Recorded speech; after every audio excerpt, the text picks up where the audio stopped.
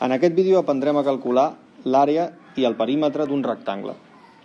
Donat un rectangle, el perímetre significa quantes unitats com aquesta hi ha en el seu voltant. És a dir, quina és la longitud dels segments que tanquen la figura. Aquí podem veure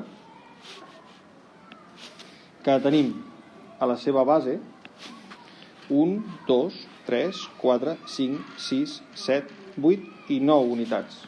Per tant, podem ficar que la base és 9 unitats. Això seria la longitud. Li podem posar, si voleu, centímetres, que seria una unitat de longitud. Seria si aquest trosset d'aquí el consideréssim com un centímetre. I la seva alçada, doncs tenim aquí 1, 2, 3, 4, 5 i 6. Per tant, aquí tenim que l'alçada serien 6 centímetres. Si ens preguntem per al perímetre d'aquesta figura, hem de comptar que aquesta base apareix 2 vegades. Aquesta longitud apareix aquí i apareix aquí. I aquesta alçada apareix 2 vegades. Apareix aquí i apareix aquí. Per tant, una manera poc òptima de comptar-ho és anar comptant un a un. Una manera una mica més òptima és comptar aquest per 2 i sumar-li aquest per 2.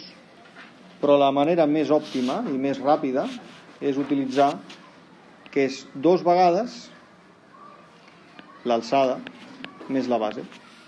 És a dir, si jo conto aquesta alçada una vegada i li sumo la base, ho tinc 2 vegades. Per tant, és la manera més ràpida de poder calcular-ho. I d'aquí és on surt aquesta fórmula per càlcul del perímetre. En aquest exemple, tindríem que el perímetre seria 2 vegades l'alçada, que és 6, més 9. 6 més 9 és 15, i el doble de 15 són 30. 30 centímetres. En canvi, què vol dir preguntar-me per l'àrea? L'àrea serien el número de quadradets com aquest que assenyalo que hi caben a dintre d'aquesta figura. Doncs, novament, puc comptar quants n'hi ha en aquí la base, que n'hi ha 9, i multiplicar-ho pel número de línies que tinc. Per tant, comptaria el número de quadrats.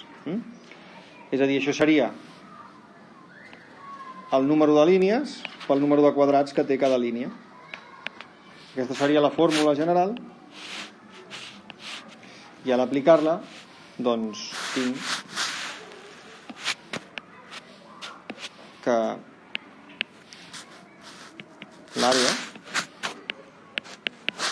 seria l'alçada, que són 6 per 9, serien 54 centímetres quadrats, d'acord? És molt important que assenyaleu que les unitats són quadrades, perquè el que ens indica és que són quadradets com aquest, d'1 centímetre per 1 centímetre.